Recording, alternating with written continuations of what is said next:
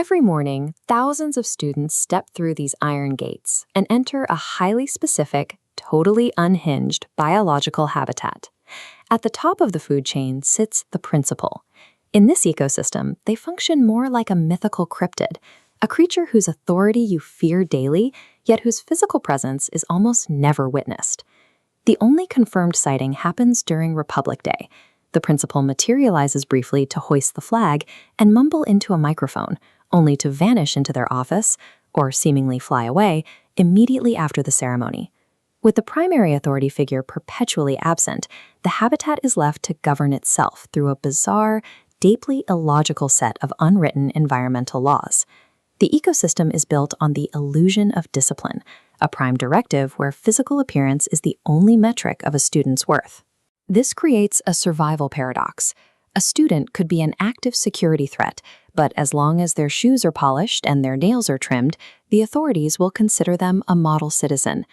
This disconnect from logic extends to the curriculum, specifically the cognitive dissonance required to pass the Hindi letter writing module. One typical prompt forces you to console a friend on the death of his father in the first paragraph and immediately pivot to an upbeat essay on the cultural importance of kite flying in the second. Survival in this jungle requires you to abandon reason. You learn early on that neatness and blind compliance with the absurd are the only markers of success.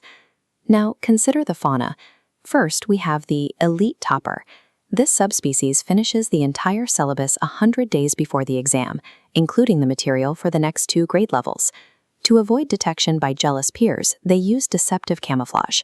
If you find them watching TV the night before a test, they'll claim they are simply freshening their mind for the paper. Contrast them with the hopeless innovators. These students try to physically escape the habitat by attempting to build teleportation helmets out of the family television. They justify their inevitable academic failure by pointing to the success of Bill Gates. They cite Mark Zuckerberg's dropout status as proof that school is irrelevant, though their own primary invention is usually just a cloud of smoke from a short-circuited TV.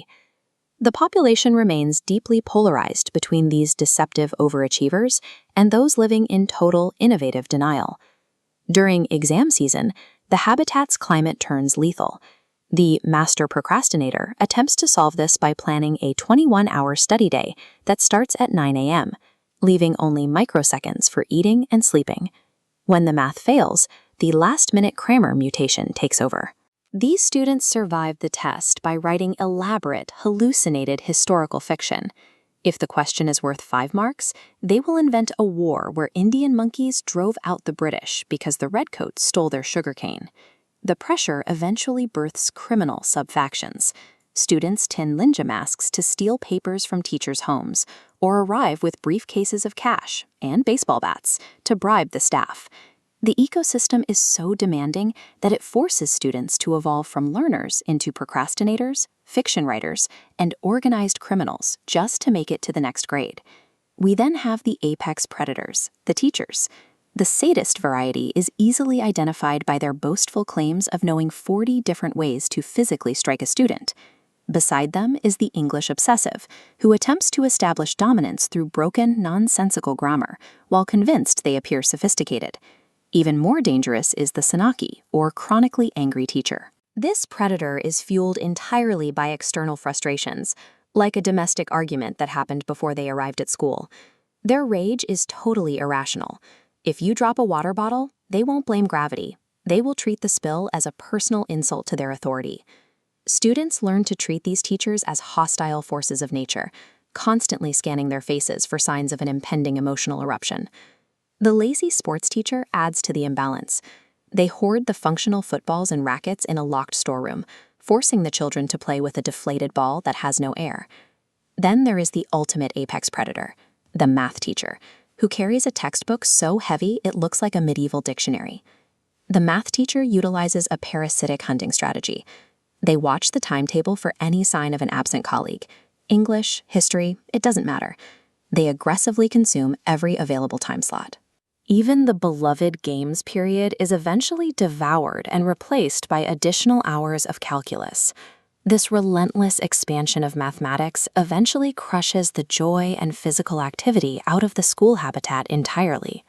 Once you escape this habitat, looking back through a sociological lens transforms all that daily dread into a shared comedic bonding experience.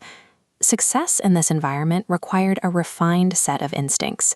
You learn to read the precise level of rage on a teacher's face, to navigate a system that prioritized nail length over safety, and to improvise a historical narrative about monkeys just to fill a page. I still have a deep-seated hatred for most numbers, but I do make an exception for this subscriber count. If you survived the gauntlet too, hit that red button. A math period in an Indian school feels like it will last for an eternity, but fortunately, this video has finally reached its end.